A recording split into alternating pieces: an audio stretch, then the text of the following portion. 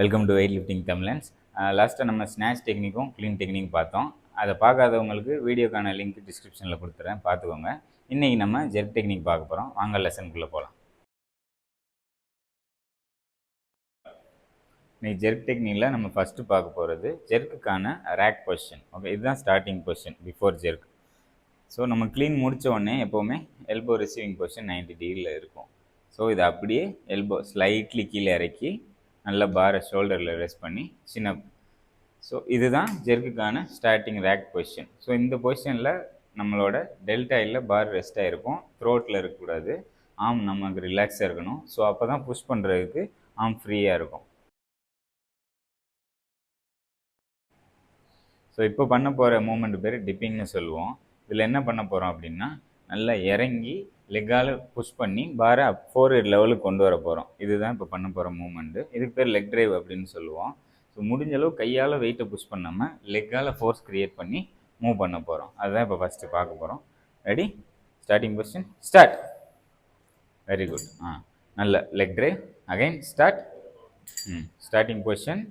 இப்போது இதில் பார்த்தீங்கன்னா பார் எவ்வளோக்கு எவ்வளோ க்ளோஸாக இருக்கோ அவ்வளோக்கு எவ்வளோ நல்லது நமக்கு. ஏன்னா பார் அவுட்டில் போனால் வெயிட் நம்ம கண்ட்ரோலில் இருக்குது. ஸோ இந்த வெர்டிக்கலில் நேராக போகணும் பார், இவ்வளோ தான் கான்சன்ட்ரேட் பண்ண வேண்டியது. அகைன் முடிஞ்ச அளவுக்கு ஃபோர்ஸ் லெக்கால் க்ரியேட் பண்ணி மூவ் பண்ணணும். அதாவது ஒரு ஜம்ப் பண்ணையில் போவோம் இல்லையா, அதே மூமெண்ட் தான். Starting position start. Very good. 2 more reps. Start. Very good. 1 more rep. Relax. Jerk receiving position பார்க்குற முன்னாடி ஜெர்க்குக்கு ஸ்ப்ளிட் எவ்வளோ லெவல் போடணும் அப்படின்ற மெஷர்மெண்ட் கண்டுபிடிக்கிற மெத்தடு இப்போ பார்க்க போகிறோம். அது உங்களுக்கு பார்த்தோன்னே ஈஸியாக புரியுன்றதுக்காக சைடு ஆங்கிள்லேருந்து நம்ம பண்ணுறோம். ஸோ இப்போ ஸ்டார்டிங் பொசிஷன் இங்கே இருக்கீங்கன்னா இங்கே ஒரு லைன் போட்டுக்கோங்க. அப்படியே நீலிங் பொசிஷன் போயிட்டு ஸோ உங்கள் பவர் லெக்கை ஃப்ரண்ட்டில் வச்சுக்கணும். ஸோ இது ஒரு 90 டிகிரி, பேக் லெக் 90 டிகிரி. அப்படியே மேலே வந்தீங்கன்னா இதுதான் உங்கள் ஸ்ப்ளிட் ஜெர்க்குக்கான பொசிஷன். ஸோ எப்போவுமே இந்த ஸ்ப்ளிட்டு மெஷர் பண்ணோடனே ஃப்ரண்ட் லெக்கில் ஒரு ரவுண்டு போட்டுங்க, பேக் லெக்கில் ஒரு லைன் போட்டுங்க.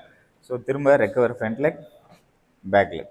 ஸோ இப்போ ஸ்டார்டிங் பொசிஷன் நீங்கள் எங்கே ஆரம்பிச்சிங்களோ அங்கேயே வந்துடுவீங்க. ஸோ இந்த ஜெர்க்கு ஸ்ப்ளிட்டு உங்களுக்கு நேச்சுராக பழகிற வரையும் அந்த மார்க்கு போட்டு நீங்கள் அந்த ஸ்ப்ளிட்டை மட்டும் ப்ராக்டிஸ் பண்ணி பாருங்கள்.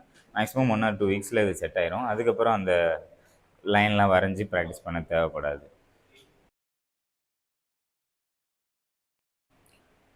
இப்போ நம்ம பார்க்க போகிறது ரிசீவிங் பொசிஷனு. ஆல்ரெடி நம்ம வெயிட்டை ஃபோர்ஹெட் லெவலில் எப்படி லெக் ட்ரைவால் புஷ் பண்ணுறது அப்படின்னு பார்த்துட்டோம். ஸோ இதுக்கு மேலேயும் புஷ் பண்ணி எனர்ஜியை வேஸ்ட் பண்ணாமல் நம்ம லெக்கை ஸ்ப்ளிட் பண்ணி கேட்ச் பண்ண போகிறோம். எப்படி ஸ்நாச்சுக்கு புல் இவ்வளோ வரையும் வந்தோடனே ஹிப்பை ட்ராப் பண்ணி கேட்ச் பண்ணமோ அதே மாதிரி தான் இதுவும். இதுக்கு ஸ்டார்டிங் பொசிஷன் என்ன அப்படின்னா, போன இதில் முடித்தோம் இல்லையா டிப்பிங்கில், ஸோ அந்த மாதிரி டோவில் நிற்கணும் நம்ம. இதுதான் இதுக்கான ஸ்டார்டிங் பொசிஷன். அங்கேருந்து லெக்கை ஸ்ப்ளிட் பண்ண போகிறோம், அவ்வளோதான். Ready? Starting position start. Good. So இப்போது ஸ்ப்ளிட் பண்ணியாச்சு. இப்போ always first recover front leg. 1 2 அவ்வளோதான். அகைன் இன்னொரு rep. Starting position start. So jerk பண்ண உடனே எப்போவுமே recovery first front leg, then back leg, அவ்வளோதான். இது இன்னொரு 3 ரெப்ஸ் பார்த்துருவோம். Again starting position start. Very good.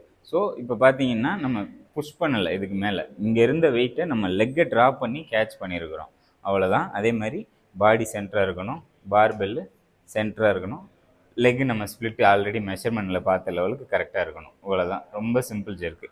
Ready? 2 more reps. Starting position start. Recover 1 2. Very good. Again starting position start. Recover front leg first, back leg, அவ்வளோதான். Relax. Step 1 நம்ம முதல்ல tipping பார்த்தோம். அடுத்து step 2 receiving position பார்த்தோம். இப்போ அது ரெண்டையும் combine பண்ணால் அவ்வளோதான் ஸ்ப்ளிட் ஜெர்க்கு. இப்போ அதுதான் பார்க்க போகிறோம். Ready? Starting position start. Very good. Recover. Very good. Starting position start. Front leg first, back leg second, அவ்வளோதான். Again starting position start. Very good. Recover your front leg, back leg, down. Very good. Jerk டெக்னிக்காக நம்ம நேராக rack பொசிஷன்லேருந்து பார்த்தோம். So so clean பண்ணிவிட்டு எப்படி jerk அடிக்கிறது அப்படின்ற doubt வந்துடக்கூடாது இல்லையா. ஸோ அதுக்காக அது ஒரு ரெப் நாம் டெமான்ஸ்ட்ரேட் பண்ண போகிறோம். Okay, starting question start. Okay okay start. Recover. One more rep. Clean பண்ணிட்டு கொஞ்சம் time. Ready, again start. So இங்கேருந்து அட்ஜஸ்ட் பண்ணி இப்போது start. Recover your front leg, back, down. இன்றைக்கி ஜெர்க் டெக்னிக் பார்த்தோம், எல்லாருக்கும் புரிஞ்சிருக்குன்னு நம்புகிறேன். அது மீறி ஏதாவது டவுட் இருந்தால் தாராளமாக கமெண்ட்ஸில் கேளுங்க, கண்டிப்பாக ரெஸ்பான்ஸ் பண்ணுறேன். இதோட நம்ம பவர் ஸ்நாட்ச் பார்த்தாச்சு, பவர் க்ளீன் பார்த்தாச்சு, ஸ்ப்ளிட் ஜெர்க் பார்த்தாச்சு. ஃப்யூச்சரில் வந்து நம்ம ஸ்குவாட் ஸ்நாட்ச் எப்படி பண்ணுறது, ஸ்குவாட் க்ளீன் எப்படி போகிறது, ஸோ அது போகிறதுக்கு முன்னாடி என்னென்ன ஸ்டெப்ஸ் எல்லாம் பண்ணிட்டு போகலாம், இது எல்லாமே எக்ஸ்பிளைன் பண்ண போகிறோம்.